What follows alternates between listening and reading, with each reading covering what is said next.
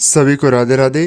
क्यों मार्केट जब भी अप ट्रेंड के अंदर जाता है, market mostly gap up open होता है, मेजॉरिटी टाइम साइडवेज हो जाता है और उसके बाद में वापस इसी तरीके से कंटिन्यू मोमेंटम करता है, वापस गैप अप साइडवेज फिर गैप अप और साइडवेज। जैसे यहाँ पर प्रीवियस दिन आप देखोगे तो मार्केट छोटा सा गैप अप ओपन हुआ, अपसाइड मोमेंटम किया, कंप्लीट साइडवेज। आज के दिन भी एक गैप अप ओपन हुआ, पूरे दिन साइडवेज हुआ, लास्ट में मोमेंटम सेलिंग के अंदर आकर के पूरा रिकवरी के अंदर चला गया।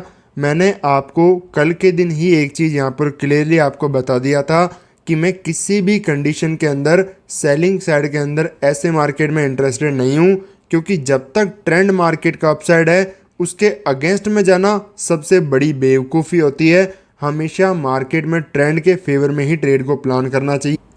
और यहाँ पर आपको मैं इस मोमेंटम के बारे में भी आपको डिटेल में समझाऊंगा। यहाँ पर आपको एक चीज़ समझना है, मॉर्निंग में ओपन होते ही मैंने आपको एक चीज़ लाइव ट्रेडिंग ग्रुप के अंदर समझाया था डिटेल के अंदर कि यहाँ पर मेरा सिर्फ और सिर्फ बाइंग साइड के अंदर व्यू रहने वाला है। आज के दिन सेलिंग साइड के अंदर मैं बिल्कुल भी ऐसे मार्केट में इंटरेस्टेड नहीं हूँ। ये आपको मोमेंटम दिख रहा होगा, बट मैं लिटरली बिल्कुल भी इंटरेस्टेड नहीं हूँ किसी भी मोमेंटम को सेलिंग साइड में कैच करने के। अप ट्रेंड है, जब तक मेजॉरिटी टाइम अगर आपको पैसा कमाना है हमेशा बाइंग पर फोकस करो, सेलिंग के अंदर यहाँ पर नहीं जाना, चाहे कोई भी सेटअप बने। यहाँ पर अप ट्रेंड में कोई भी सेलिंग का सेटअप काम नहीं कर पाता, मार्केट वापस रिकवरी के अंदर चला जाता। जैसे यहाँ पर आप लास्ट आवर्स के अंदर देखोगे तो मैं एक बार आपको पहले इमेज दिखाता हूँ, ठीक है, उसके बाद में आपको इस मोमेंटम के जो लास्ट आवर्स के अंदर क्लोजिंग आवर में मोमेंटम आया उसके बारे में समझाऊंगा। तो यहाँ पर आप देखो, सेम ही ट्रेड मैंने यहाँ पर प्लान करने के बारे में सोचा था, बाइंग साइड का मोमेंटम कैच करने का लास्ट में, क्योंकि ये मेरा प्रॉपर सेटअप भी है, मार्केट में कंडीशन भी बनी, बट इवन मैं खुद भी इस ट्रेड को नहीं ले पाया बिकॉज ऑफ सम वर्क। बहुत यहाँ पर क्योंकि पूरा दिन यहाँ पर स्पेंड हो चुका था, मैं बाहर था मार्केट के अंदर, तो किसी भी टाइप से ट्रेड को नहीं ले पाया और लास्ट के अंदर इतना एक स्ट्रॉन्ग रिकवरी का मोमेंटम दिखाया। मेरा इसको आपको दिखाने का पर्पस क्या है? पर्पस सिर्फ ये है कि मार्केट में करना मुझे बाइंग ही है, बात ये है, और मैं सिर्फ उसके बेसिस पर अपॉर्चुनिटी को आइडेंटिफाई करता हूँ मार्केट के अंदर। चाहे पूरा दिन हो गया, मार्केट यहाँ पर ब्रेकआउट भी कर रहा था, हमने बाय नहीं किया, मार्केट यहाँ पर ब्रेकआउट कर रहा था, हमने यहाँ पर बाय नहीं किया, वापस सपोर्ट एरिया से मार्केट रिवर्सल का ट्राई कर रहा था, मार्केट यहाँ पर क्या बना रहा है, डब्ल्यू काइंड ऑफ पैटर्न, फिर भी मार्केट में हमने बाय नहीं किया। मार्केट यहाँ पर ब्रेकडाउन दिखा करके स्ट्रॉन्ग कैंडलस्टिक दिखा रहा है कि यहाँ पर वापस रिवर्सल हो जाएगा, यहाँ पर भी नहीं, जब सपोर्ट पर आया यहाँ पर भी नहीं, फिर यहाँ पर ही क्यों? क्योंकि मार्केट के अंदर एक एक पॉइंट एक एक कैंडल मैटर करती है। ये कैंडल बनी एसएल क्रिएट करने के लिए बजाय के एंट्री के लिए।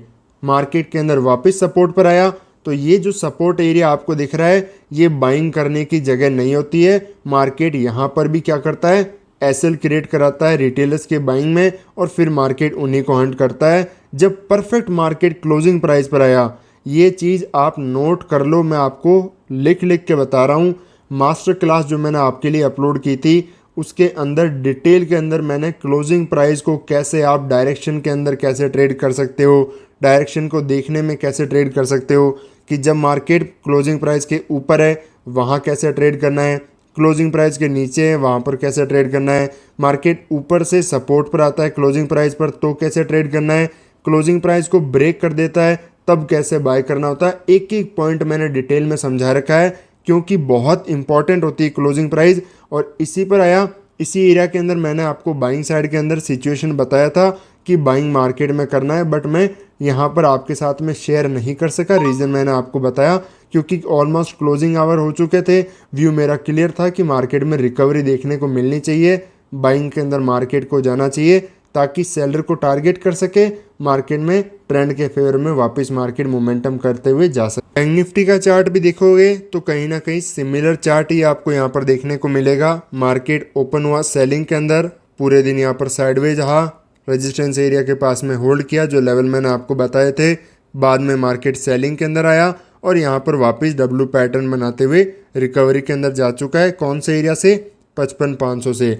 अब आपको जो मार्केट में एसएल हंटिंग फॉलो करते होंगे उनके लिए क्या चीज़ें लग रही होगी कि यहाँ पर मार्केट में डब्ल्यू पैटर्न देखते हुए बायर मार्केट के अंदर आएंगे, यहाँ पर मार्केट में लोग बाय करेंगे तो उनके एसएल को टारगेट करने के लिए हमें सेल करना चाहिए। मैं आपको इसकी राय बिल्कुल भी नहीं दूंगा। रीज़न एक बार आपको मैं इसका समझा देता हूँ। सबसे पहले देखो ओवरऑल चार्ट को, चार्ट कैसा बना है। मार्केट कंटिन्यूशन के अंदर जा रहा है विदाउट एनी रिट्रेसमेंट। एक छोटा सा रिट्रेसमेंट आकर के यहाँ पर डब्लू बना रहा है। तो अब मार्केट के अंदर बायर मार्केट में कब आएंगे, कम से कम एक अच्छा खासा हेल्दी रिट्रेसमेंट हो, उसके बाद में बायर मेजॉरिटी के अंदर ऐड होंगे। यहाँ पर फर्दर इतना मोमेंटम जाने के बाद में अपनी पोजीशन यहाँ पर ऐड करने की कोशिश नहीं करेंगे, क्योंकि ऑलरेडी अगर आप ओवरऑल मोमेंटम देखोगे तो बहुत बड़ा मोमेंटम बॉटम से लेकर के वन वे मार्केट ने किया है विदाउट एनी रिट्रेसमेंट। तो यहाँ पर ये सोचना कि डब्लू बन गया है, बायर आए होंगे तो सेलिंग के अंदर मार्केट आ सकता है इनको टारगेट करते हुए, नहीं। जब भी मार्केट ट्रेंड अप है सारे डब्लू काम करेंगे, ट्रेंड डाउन है सारे एम पैटर्न काम करेंगे। बस आपको मार्केट की चार्ट रीडिंग को समझना ज़रूरी है, एसएल हंटिंग को समझना ज़रूरी है। और ख़ासकर ये बना कहाँ है, इतना बड़ा मोमेंटम करने के बाद में कोई छोटा सा रिट्रेसमेंट आया है, इतने अच्छी खासे यहाँ पर बायर ऐड नहीं हो पाते हैं। तो हमेशा याद रखना है कि ऐसे के अंदर बहुत अच्छी खासी क्वांटिटी में बायर यहाँ पर पोजीशन नहीं बनाए होंगे, और इवन छोटी मोटी पोजीशन बाइंग में बनी भी होगी तो मार्केट होल्ड करेगा, जितने में वो निकल जाएंगे, ज़्यादा होल्ड नहीं करने वाले। तो कहीं ना कहीं हमारा क्लियरली व्यू बाइंग साइड में ही रहेगा।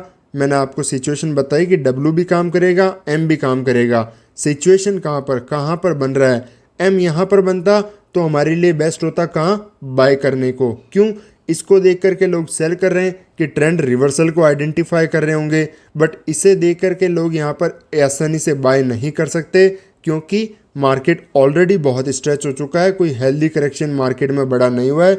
यहाँ पर आसानी से पोजीशन ऐड यहाँ तक जाते करेंगे जिसका बहुत कम कॉन्फिडेंस होगा। तो मार्केट में इसी के फेवर में ट्रेड को प्लान करना है। मार्केट अगर बड़ा गैप अप या फिर कहीं ना फ्लैट ओपन होता है तो बाइंग का ही व्यू प्लान करेंगे। फ्लैट के अंदर थोड़ी एक काफ़ी सिचुएशन अच्छी खासी नहीं होगी, टाइम स्पेंड करना पड़ेगा, उसके बाद में जाकर के ट्रेड प्लान करना है। गैप डाउन भी ओपन होता है तो भी मार्केट के अंदर थोड़ा यहाँ पर प्राइस टाइम स्पेंड करे, होल्ड करे, उसके बाद में बाइंग का ही व्यू रखेंगे। इवन चाहे एक सेलिंग मोमेंटम आए उसके बाद में रिकवरी के अंदर ही ट्रेड को प्लान करेंगे। डायरेक्टली सेलिंग के अंदर जंप नहीं करना है। मार्केट में जब तक ट्रेंड अप है उसके फेवर में जाना है, उसके अगेंस्ट में मेरा यहाँ पर कोई व्यू नहीं रहेगा। निफ्टी के चार्ट की भी बात करेंगे तो एक चीज़ आप यहाँ पर समझने की कोशिश करो कि मार्केट में क्या हुआ है। पहले ब्रेकडाउन किया तो लोगों ने सेल किया होगा, आसानी से बाय करने का यहाँ पर कोई प्लान नहीं करेगा। यहाँ पर कोई बाय भी करना चाहता है, बायर आए होंगे, फर्दर एसएल, यहाँ पर बायर, फर्दर एसएल, फर्दर बायर, फिर एसएल। तो इतनी आसानी से जो बाय करना भी चाहता होगा ना तो उसको मार्केट निकाल चुका है, कॉन्फिडेंस को तोड़ चुका है। उसी के बाद में जाकर के एक स्ट्रॉन्ग रिकवरी लास्ट आवर के अंदर दिया है। तो जो पूरे दिन यहाँ पर अपना कैपिटल ख़त्म कर चुके हैं, खासकर ऐसी ट्रेड में तो वो एंट्री नहीं करेंगे। तो मार्केट के अंदर यहाँ पर कोई मेजॉरिटी बायर के स्टॉप लॉस आपको नहीं देखने को मिलेंगे। तो मार्केट में छोटा मोटा gap down, flat, gap up open होता है, ऐसी कंडीशन के अंदर बाइंग साइड का मेरा व्यू रहेगा। बस सेटअप बनना चाहिए मार्केट में प्रॉपर। मार्केट छोटे मोटे बायर को निकालता भी है रिजेक्शन में, फर्दर बाइंग का ही मोमेंटम प्लान करेंगे।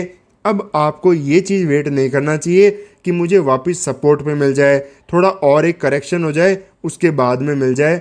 मार्केट अप ट्रेंड में जाते हुए आसानी से करेक्शन नहीं करता है। क्या करता है, मैंने आपको एडवांस चार्ट ट्रेडिंग में डिटेल में समझाया कि मार्केट जब भी अप ट्रेंड में जाता है तो कैसे बिहेव करता है, क्लोजिंग प्राइस कैसे बिहेव करता है, मार्केट में प्रीवियस डे के हाई, प्रीवियस डे के लो, इंट्राडे के हाई, इंट्राडे के लो कैसे रिस्पेक्ट करते हैं, कैसे वहाँ पर ट्रेड को प्लान करना है।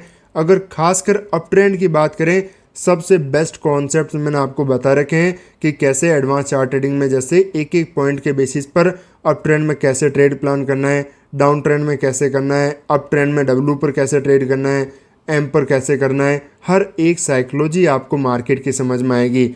अगर यहाँ पर कोई भी एम पैटर्न बनता है 1 मिनट टाइम फ्रेम में, बड़े टाइम फ्रेम में, तो हमारे लिए ये बेस्ट है। क्यों?